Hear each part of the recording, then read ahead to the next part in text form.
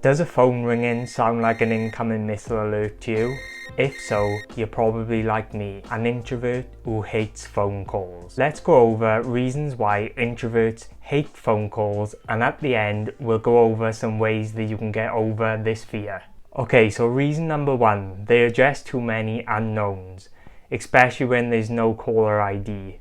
Like, who's on the other end of the phone? How are we supposed to know? We hope it's going to be short, but we're useless at ending phone calls. So once we answer, we're pretty much stuck talking or listening until the other person's ready to hang up. I often find myself saying bye in a lot of different ways before I actually get off the phone call. Like I was ready to hang up by the time they said hello. Number two, awkward pauses. Introverts hate awkward pauses. Surely we're not expected to fill in the gaps. As an introvert, we like to think about what we're going to say before we say it, but this doesn't translate well over a phone call. Or what happens if we both speak at the same time and then it goes silent? Those are the stuff nightmares are made of. It's like we can just never get the rhythm right when we're speaking on the phone. Reason number three, we hate small talk. A lot of the time introverts will push themselves to make or receive phone calls if they feel that it is really important. But we all have that friend, colleague or family member that just wants to phone us for general chit chat. But honestly, if we could, we'd just make phone calls without even saying hello.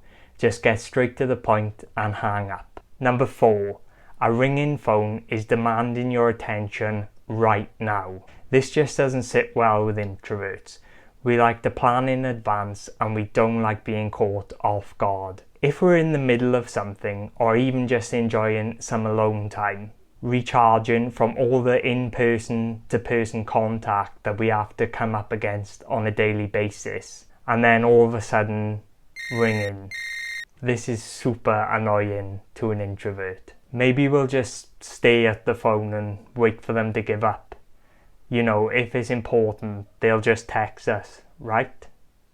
And then we can read that text and never reply. Reason number five, you can't read body language over the phone. For introverts, reading body language is really important in conversation. Introverts rely heavily on observation skills, and being unable to see our conversation partner adds another layer of frustration. On the phone, we can't examine the other person's facial expressions or gauge how they're feeling, or anticipate when they're about to speak so we can avoid interrupting. Many introverts already consider social interaction uncomfortable at best. Removing helpful visual cues just ends up making things so much worse. Number six, it's just too easy for people to contact us. I sometimes wish I could go back to the days when the only time people could reach us was by seeing us face to face. Personally, as an introvert, I just feel too available to the outside world. It's just too easy for somebody to contact me without my permission. Look, if you want to call an introvert, you need to book a year in advance. But in this day and age, phone calls are pretty unavoidable. So how can you get better at taking and making phone calls? Or at least just ease the pain? Have a plan. If you know you have a phone call coming up, then plan beforehand some of what you're going to say. This will help avoid awkward silences or stumbling over your words. Make time. Let people know when you're available for phone calls. This will make it more likely they won't catch you off guard and that you'll actually answer the phone. Talk on the phone more often. Practice makes perfect. The more you actually talk on the phone, the better you'll become.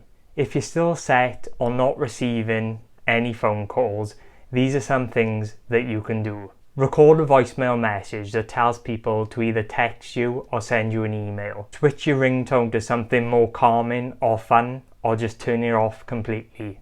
When filling out contact details on forms, wherever possible, fill in your email address instead of giving out your phone number. If you miss a phone call from a friend or family member, text them back instead of ringing them. Always be prompt when returning emails and text messages, as this will let your family, friends and colleagues know this is the best possible way to contact you. So in the future, they're more likely to just send you an email or text first before even ringing you. As always, if you've enjoyed this video, give us a thumbs up. It really helps spread the video to more people. Also, if you want more videos like this, hit subscribe and the bell and you'll get notified when more go up. Thanks for watching, and remember, knowledge is power.